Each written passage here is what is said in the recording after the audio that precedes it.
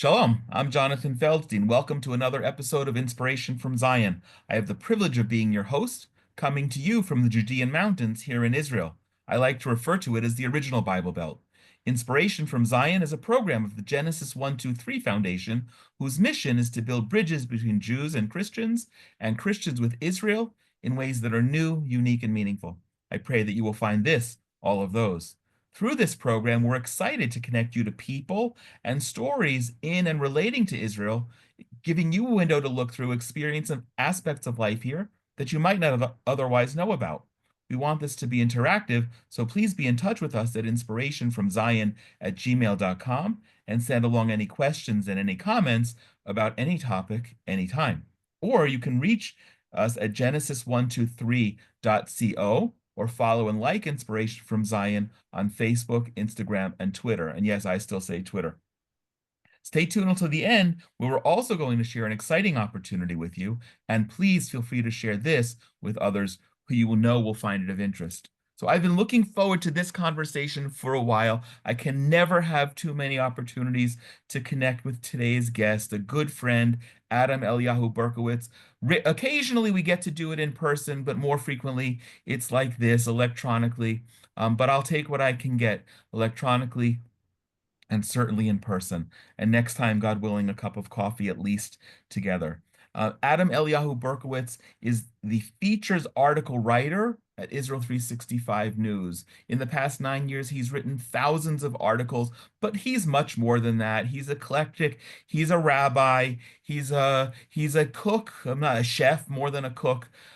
He's a deep thinker. And he, like myself and everything that we do at the Genesis 123 Foundation to build bridges between Jews and Christians, is one of these great, unapologetic Jewish leaders who takes on topics and issues and people that sometimes others would give pushback for. And he does that with a great, strong sense of his own Jewish identity. And today, we're deliberately doing it today on the eve of Passover in order that we can talk about his brand new book. It's not his first book. He's got a couple of them, and he's got a couple in his brain and that he's desiring to get out into bound copies. But today we're going to talk about something that's really important, brand new, and very, very topical.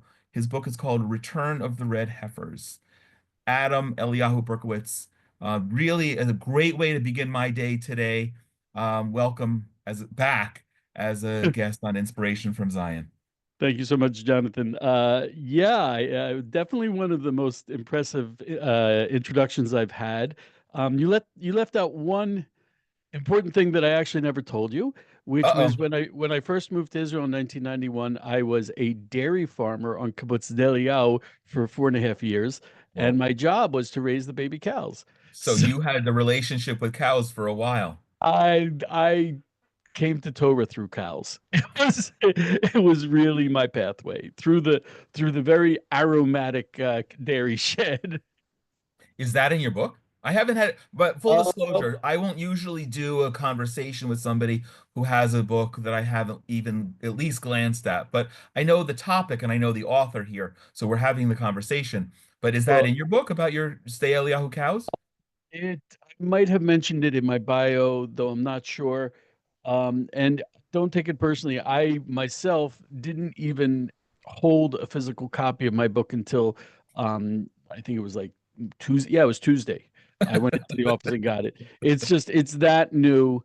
And we really hurried to get it out because of the timeliness of it, Got because it. of Passover. Good. Okay, so you know what? So here we are. It's the eve of Passover. Why? There's so many topics that we're going to talk about on a lot of levels. But why is a discussion, the penultimate discussion of the red heifers in your new book? Why is that so critical now, before Passover? Well, there's the Torah reason that it's topical at this time of year, and there's also the current events reason why it's topical at this time of year. The Torah reason is that the Jews traditionally read the section of the Torah, read it out of order just before Passover. The reason being, it was a reminder of the laws of purity which we needed to know or review just before Passover, because Passover we were bringing the Korban Pesach, we were bringing the Paschal Lamb, which is probably the most important Korban. I don't like to say sacrifice, but Korban means Offering. offering. It's the most important. I like that. The most important offering of the year. So you have to be especially scrupulous about your ritual purity, your status. So we would review those laws by reading the section of the Torah having to do with the red heifer. Just before Passover. That's why we did it. I think we continue to do it as a reminder of what we should be doing, which is doing purity, doing offerings, something we're not doing these days. The, the reason why that's topical today for current events, what happened was the Red Heifers, there was an organization, Bona Israel, which was a cooperative effort between Jews and Christians that brought over, did a massive search for red heifers in Texas specifically. The Temple Institute had been searching for a red heifer for over a dozen years, and it's such an incredible rarity. There have only been 9 from Moses until the destruction of the temple, and they're seeking the 10th, which will purify us to build the temple. But it's so incredibly rare that the Temple Institute was not successful in finding one. And so Bona Israel took it upon themselves, and they found actually 5, Right. and they brought them over to Israel at the age of about 11 months. And that was in September of 2022.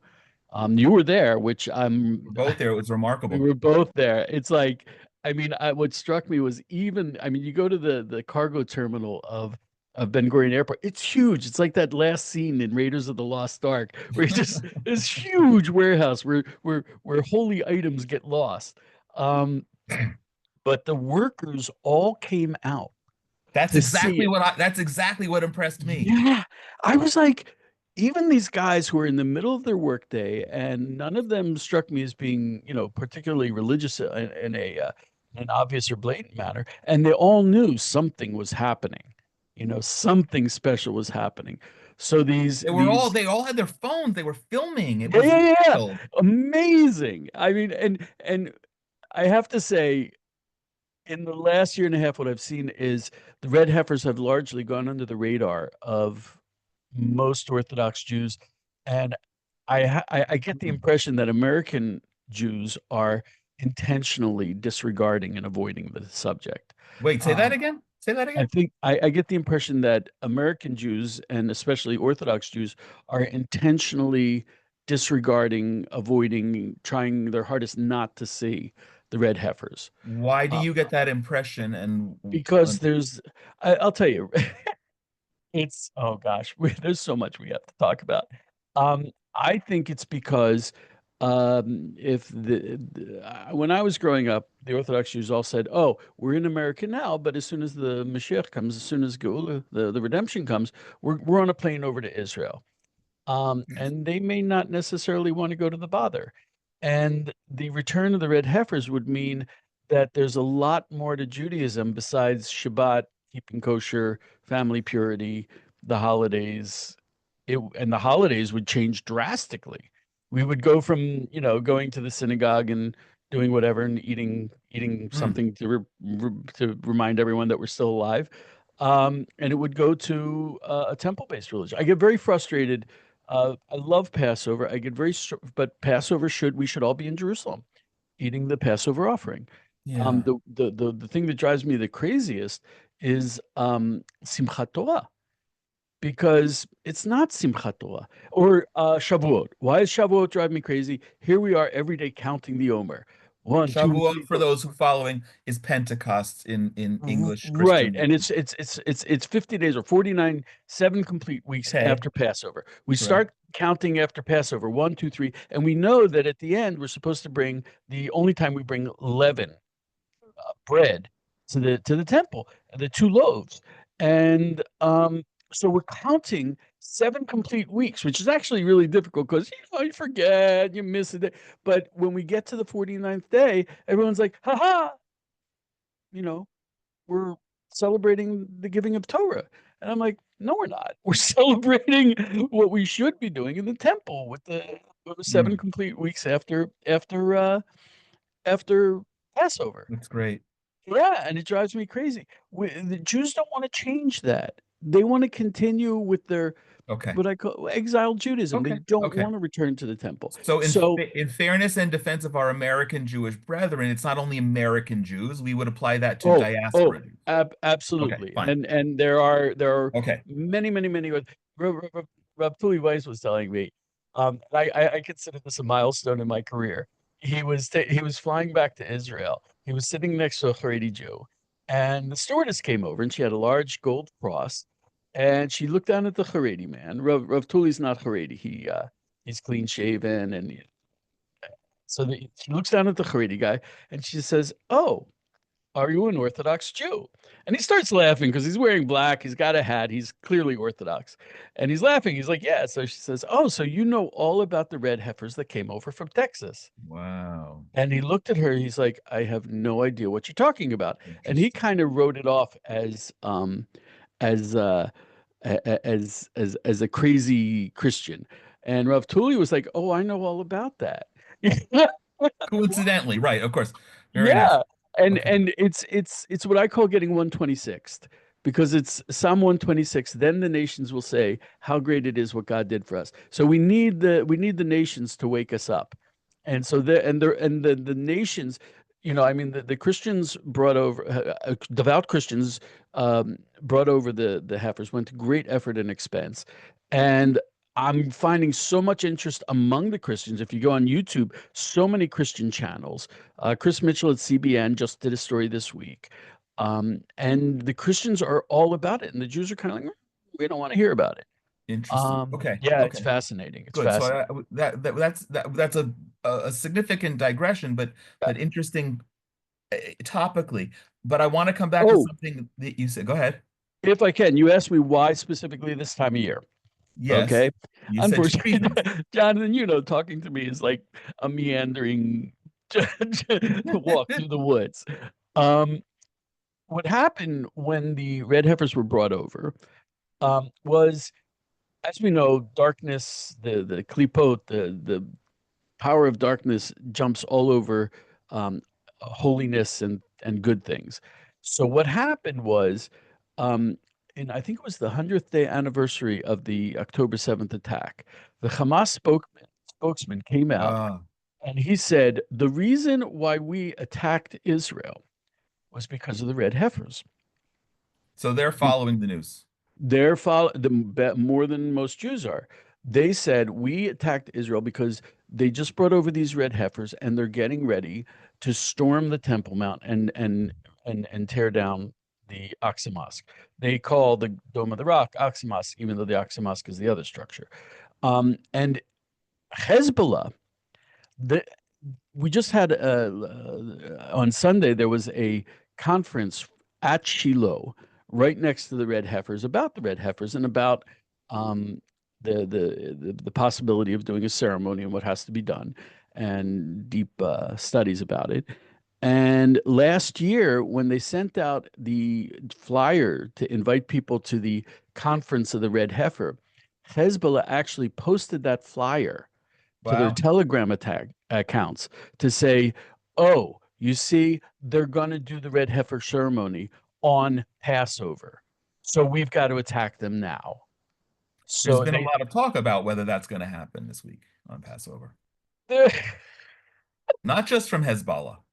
right. I've heard a lot. The problem is misinformation is kind of crazy. Okay.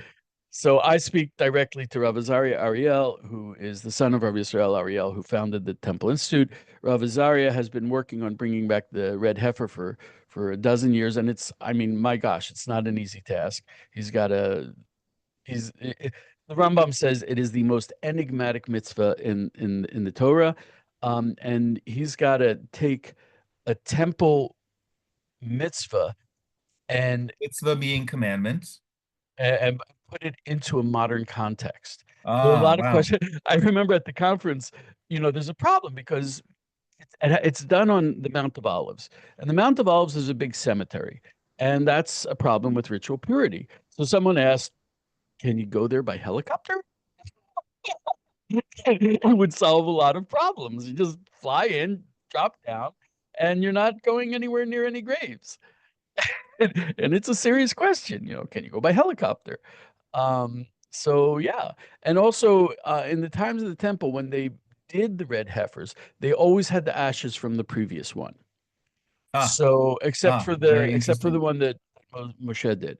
So they always had the ashes from the previous one, which made it much, much more simple because they could do the purity. So to jumpstart it, is incredibly problematic. So there are Got it. questions like that that have never been asked before Okay, we'll that they come. have to answer. Okay, so we'll come to maybe more of those, but I wanted to come back and emphasize something which we know and is also somewhat esoteric, especially today in 2025. You mentioned earlier that this is the most important offering, and The therefore, Passover offering, yeah, the Passover right, offering. and therefore, and it just clicked. It's obvious now. We have this whole concept in the Torah of, in Hebrew, Pesach Sheni, a second Passover Right. observance a month later for people who were ritually impure and couldn't participate in that during the month of Nisan. And so Right. this is a whole, it's not rabbinic, it's Torah. It's right Right. out there. And that emphasizes that significance of the offering, doesn't it? Yeah. Also, I want to emphasize the red heifer is not an offering. It's not a No, not the sacrifice. It's red not a heifer, the korban. Passover offering. Right. The Passover And offering, that there are two. we need the red heifer in order to be pure to participate in the Passover offering. There are a lot of Torah prohibitions that if you do them, the punishment is karet, which is being cut off from the Jewish people. That's not really entirely clear, but we'll say it's being cutting off from the Jewish people. There are a lot of negative commandments, prohibitions that if you do them, you get karet. But there are only two that are positive that if you don't do them, you get karet. One Uh, is brit milah, and the other is Korban Pesach. If you don't bring Brit the Milah Korban is circumcision. circumcision, and the other one is the Passover offering. That if you don't do it, you get karet, which is it's a big incentive to do it. And to be honest, Pesach Sheni, so the second Passover that you can do a month later, is actually not so relevant. I'll tell you why. And I Not apologize. now. Right. Well, it could be. But I'll tell you why it's not relevant. And this is a very technical point that's actually very relevant to the red heifer. We are required to bring any time bound offering, public offering, even if we are ritually impure. Jews are absolutely, we can only bring offerings in one spot. We don't need the temple, but it has to be in the place where the altar stood. That's the only Okay. place that an altar can stand now for us. And so, but an altar is just a pile of loose stones. So we can just take up some stones, put them down, do the ritual, do But the in the set right offering place. in the right place, and then take the stones away and bring out a hose and wash it down, and we're done. We are required, not permitted. We are required to bring all of the public offerings that are time bound. And when we came back from Babylonia, the temple service was begun immediately, even though the temple was not built. The temple was not built for many years, but they began to bring all of the offerings. We are required even when we are ritually impure. So as we are sitting here today, Jews are required to bring the twice daily offering, the feast offerings, and we're also required to bring the Passover offering. If most of the nation is ritually impure, then you don't do Pesach Sheni. Everyone brings it on the first Pesach, on the first Passover. Why is that? So we're required. The only reason why we can't is because the government won't let us. So therefore, the sin of not bringing these offerings is on the government. Okay. Well, okay. Okay. So the question is, what do we need? So therefore, we are required to do the offerings even without the red heifer. So what does the red heifer, the ashes of the red heifer do for us? It purifies us to bring the personal offerings, such as sin offerings, thanksgiving offerings, okay, which we can't do if we're Okay. ritually impure. Okay. What is another kind of offering that I cannot do until I have the red heifer? We all think that the temple will be like a big synagogue where I go up and I see all my Jewish friends and I wave to them and we do stuff and the rabbi is feeling No, it's angry going to be a because he's out petting of a zoo. job. Not only is it going to be a petting zoo, but Rav Pesach Walicki taught me about this. He's like, what's going to happen? I'm going to go up to the Temple Mountain. When I get to the Western Wall, and I wave to my friend Jonathan Veldstein. I'm like, "Ah, oh, you've got a little sheepy too. You're going to take up, and I've got some turtle doves, and oh, I'm going to go up, and we're going to be really happy. And then I'm going to hear my friend like Jim or Jonathan. Eliyahu, my dear Jewish friend. Oh, yes, Jonathan, my evangelical friend. Jonathan will say to me, Eliyahu, could you do me a favor? I just had a grandson and I'm so happy. I want to bring something to Hashem to show him that I'm so happy. I want to bring something. Actually, he would probably say, I want to bring something to the Father because I'm so happy. And I'll be like, oh, Jonathan, if I'm going to do that, I have to go get purified by the ashes of the red heifer, but I'll be right back.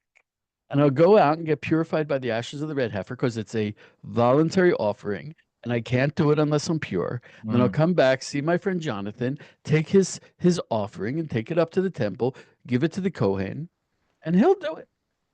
So in order for the Christians to take part in the temple service, I need to become purified by the ashes of the red heifer.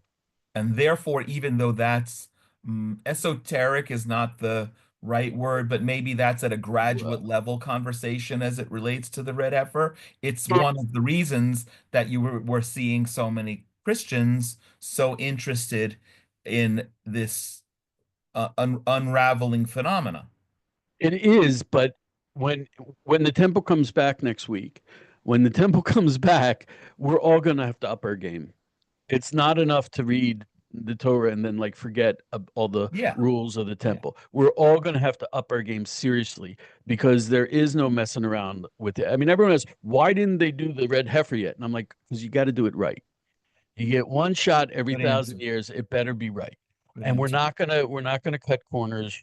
I mean, there's a concept of b'diavad, meaning if you don't have any choice and you mess up, what do you do? But this is a once in 1,000 years thing. So we got to get it right. Okay, good, And the whole temple is that way. We're gonna good. have to up our game seriously. Okay, very good. Thank you for that. You had mentioned, I forget what it was earlier, something about a misconception. It wasn't relating to Hamas and Hezbollah, but there are a lot of Yeah, misconceptions that yeah. are kind of permeating all conversations. Tell to what degree are you discussing that in your book, and can maybe you list the top two or three? Okay, my book is split into a couple sections. The first section, and I think the longest section, has to deal with all the details of the mitzvah itself. It's pretty much a Bible study, an in-depth Bible study. And that also dispels a lot of misconceptions because I don't care. Someone can state an opinion, but if you're stating Bible, it's not opinion. Correct. The Bible, you got to get it right. The second section has to deal with the current events, the arrival of the red heifers, what led up to that, what happened when they came, the whole thing about Hamas and Hezbollah. And the last section is more theological, how eschatology, how the how the heifers fit into Jewish eschatology, how it fits into Christian eschatology. I tried to write about the red heifers, past, present, and future. There was Oh, I a like that. yeah, yeah, there, A little Grinch Who Stole Christmas. Very nice. yeah, sure. And I mean, that's what it is. I mean, the red heifers, we read about it in the Torah, so it's past. And Yeah. people think it stays there, but it's not. The Bible is the Torah is for us, it's a user's manual. And for how to use this world that was created using the Torah as a blueprint. So we have to do. That's the way Jews see it. And I think Christians are moving towards that. Um, so there was a documentary that was an article, it was a major documentary. And they showed a picture of an altar, a big white altar. And they said, oh, the Jews have already prepared the altar. That was actually a photograph of a um, demonstration altar that was used for educational purposes. It was pretty big, but it was not even made of stone. And it was I think it's in Mitzpah Yerecho. I always get the name confused. It's not even in Jerusalem. So the red heifer, as I said, is sacrificed on the Mount of Olives, and I'm sorry, it's not a sacrifice. I was going to Um, ask. Go ahead. Yeah, I'm glad it's not a sacrifice because it's not offered in the temple. It's not offered on an altar, and it's not offered. right. It's more like we're using the red heifer to create ashes that we can use for a specific purpose, i.e., to purify ourselves. And that's another thing that a lot of people get wrong. They and it's it's burned on a huge pyre of wood. So a lot of people say, "Oh, it's inciting the Arabs," and I'm like, "Why? It's nowhere near the Temple Mount. It's nowhere near the Arab sites that they claim are holy." So are you going to say that Jews cannot do anything anywhere that is our religion? Right. You know, Right. you gotta let it. So to say that it incited Arabs is ignoring the fact that they have no claim to be incited. Well, that Um, we can state that about 99.999% of the things about that's which they get incited. that's And by the true. way, That's we should also, for accuracy, it's not just Arabs, it's Muslims, because there'll be people in Indonesia. uh, Well, you'd be surprised. They politicize the Temple Mount. Saudi Arabians are not allowed to pray in the mosque on the Temple Mount. really, Yeah. Saudi Arabians, Arabs from the UAE, anyone who signed the Abraham Accords, the Palestinians really, yeah, really. Also, when they go to Hebron, they're not allowed to go to the Arab side. They have to go to the Jewish side. It's not religious, it's according to political. the Islamic Waqf that Yes, yes, controls. yes. Wow. They put out a fatwa. But so if Indonesia signs a peace accord with Israel, then Indonesians, as the largest Muslim country in the world, also won't Correct, be able to pray there. Wow, I didn't know. correct, correct. I wonder how much power the Waqf is actually going to have over the holy sites after this war is over, because Palestinians have just been rejected wholesale by the entire Arab world, except for Qatar. So, so I wonder, but it's not Okay. religious; it's political, and their anger is not religious; it's political. But to say that the red heifers incite, I remember last year, in the month of Elul, we blow which is the month leading up to Yom Kippur and Rosh Hashanah. We blow shofar every morning, Yes. and there were some Jews who I remember Rav Glick. He had an app that was a shofar, and he played it, and the police kicked him off. And then there was off outside of the Temple Mount. There's an Arab cemetery, Yeah. and they started blowing shofar out there, and the police said, "Oh no, no, you can't do that," and they arrested them. And the judge looked at them and he said, "Are you telling me that Jews can't blow shofar anywhere in Jerusalem?" You know what I'm saying? The British used that as a pretense in the 20s under the incitement of the Mufti and Arabs here as well, Right. blowing shofar anywhere near the Temple Mount. So the red heifer is actually, I would say, kind of like a test case. You know, if we can't do the red heifer on the Mount of Olives, So what are they saying to us? And also, like, sorry, but and I love my Christian friends, but you know something? This is our service to Hashem. You know, you can't be telling us what we can and can't do. I don't So go into, where are Christians telling us what we can and can't do in terms of the red well, heifer? not devout Christians. Okay, Like I said, the devout Christians tend to be on our side with this. I see. But Okay. but non-Jews, what right do they have to come in and tell us, especially in Israel, to tell us, oh, you can't do this? So it's just like this is what the Christians have a lovely expression, cafeteria religion, meaning you take a little bit of this, a little bit of that. We don't have cafeteria religion. We don't have that option. We have to do what If go we're doing it right, if we're doing it right. there are Jews who feast at But the cafeteria. we can't say, oh, I opt out of the ashes of the red heifer. We can't do that. And we can't even stop trying, even if we can't do it. So we're going to keep trying, and we really can't walk away from it. So, So um, who's your book written for more? Jews, I Christians? tried. Is an average Jew or an average Christian gonna Oh, digest it the same? I wish more Jews would read it. I really do, but I don't have high hopes for that.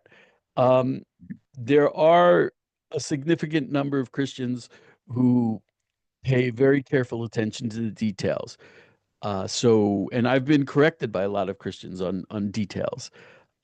So it's basically yes, they're interested in the current events and the arrival of the red heifers, but I can see a lot of Christians just in the level of Bible study, intensive Bible study of one of the more obscure commandments, and which is crazy because they are not supposed. They Christians do not become ritually impure. They don't go up to the temple. There was a fence around, and Jews went past, and Christians stayed on the outside, and we would act as their Not priests. This Christians, not Gentiles. Gentiles. So the red heifer will allow us to take on the biblically mandated role of being a priests for the nation, Yeah. where just as the priests go further for bringing my offering, I will go further in order to bring the Gentiles' offering. Um, so it isn't relevant to them.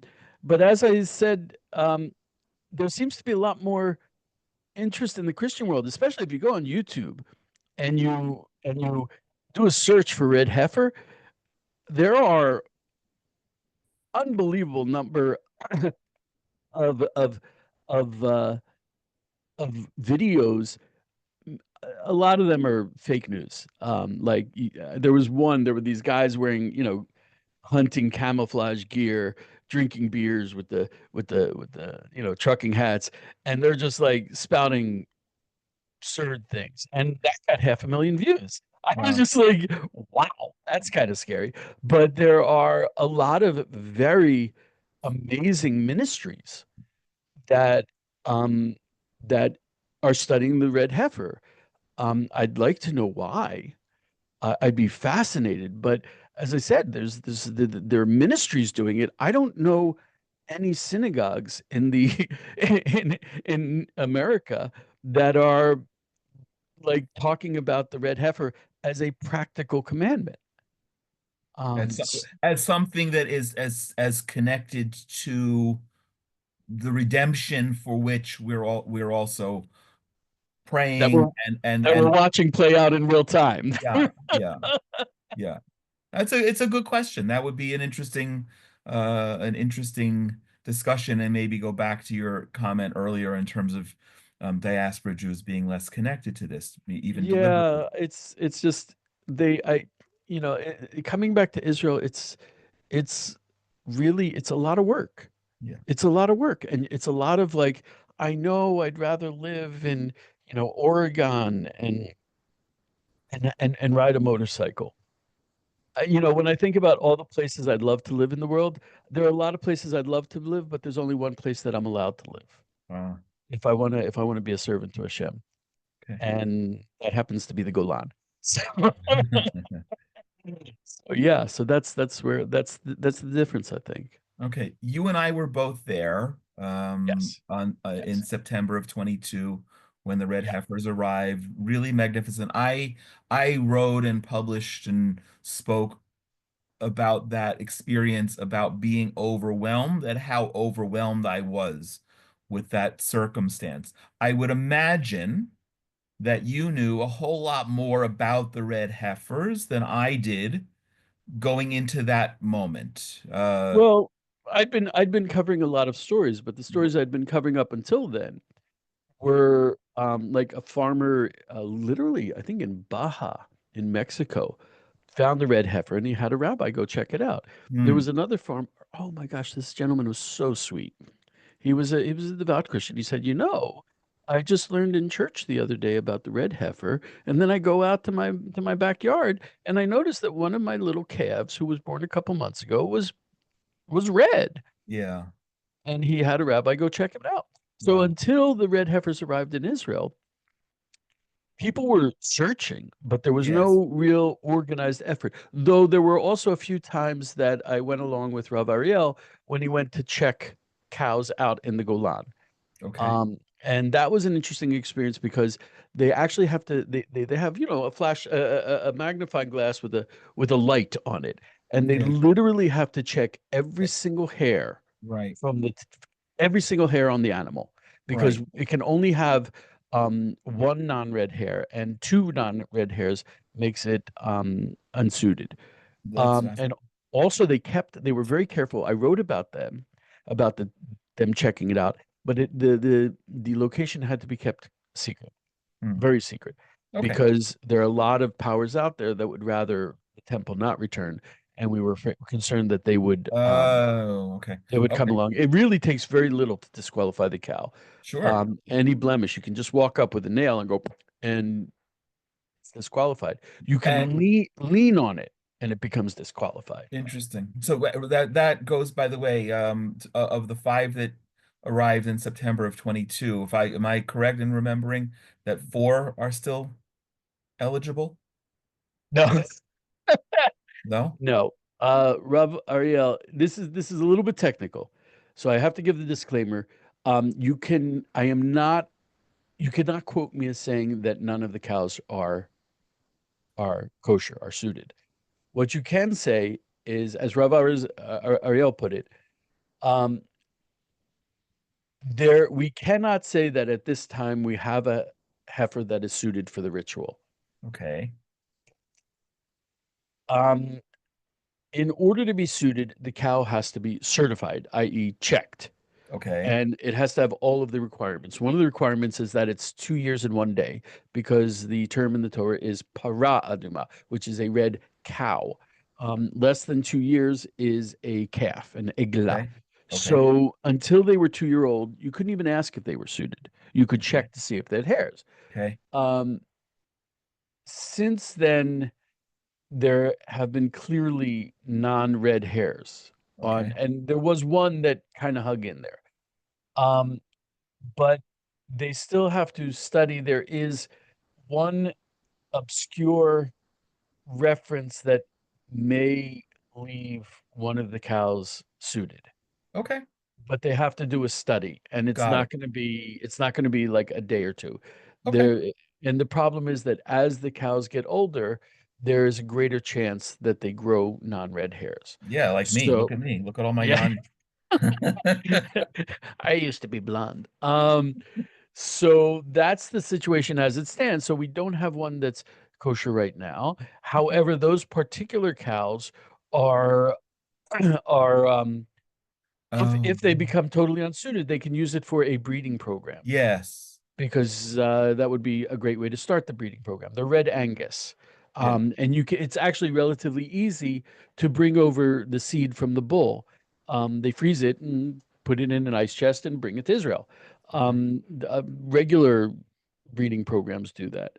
Um, there's also a question they have to, and they were beginning to look into it when they found the five heifers. They were beginning to look into genetic manipulation. Mm, Can they do? that's fascinating. That's gonna have a lot of rabbis Oh my talking gosh. whether you can do that or not. I'm waiting for them to have A to develop conference.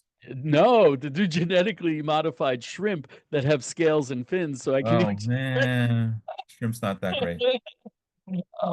But that's also a question, but it has to be asked, investigated, and answered. And that's not a simple process. It's Okay, not, this like I is said, it's great. not Okay, overnight. so this So will be these are for. Go ahead. these are the so it's we don't have one suited right now, but those are questions.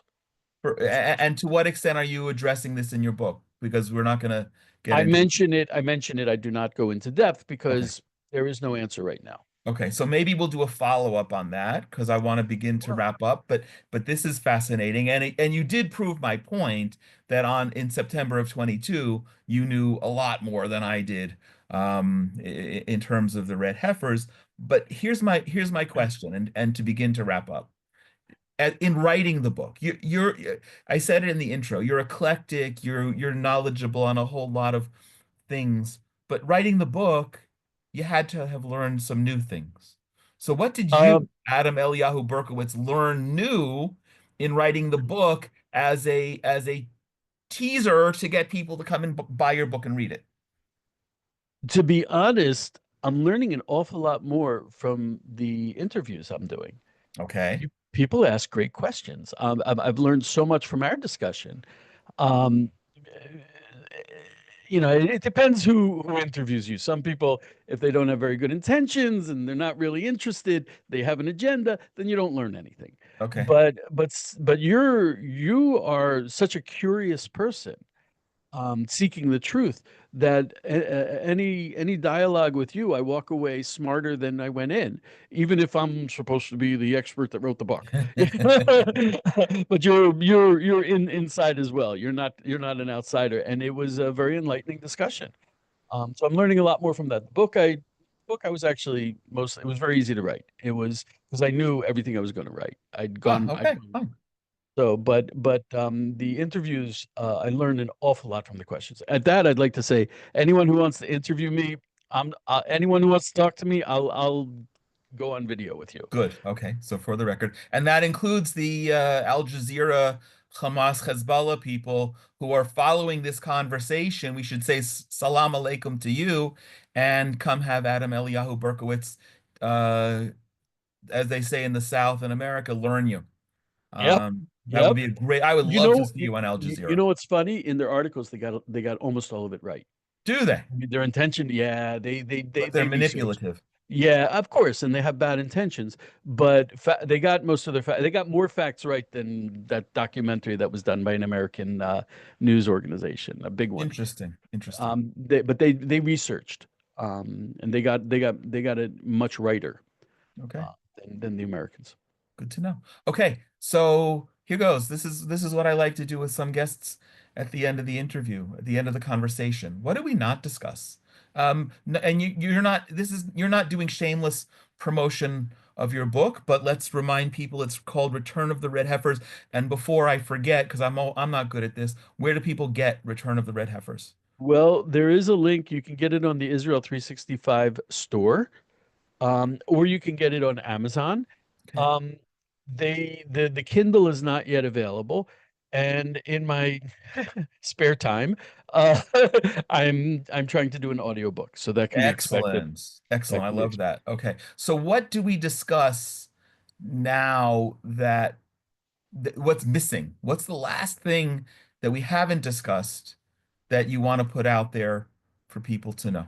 Oh, I've been writing articles about, 9 years ago, I sat in front of Thule. I was desperate for a job, and he said, write about, Geulah, about the redemption that is appearing in Israel. And I was like, sure, I'd love to do that. And inside I'm going, that's crazy. Nothing is happening for redemption. It's been 2,000 years. Give me a break.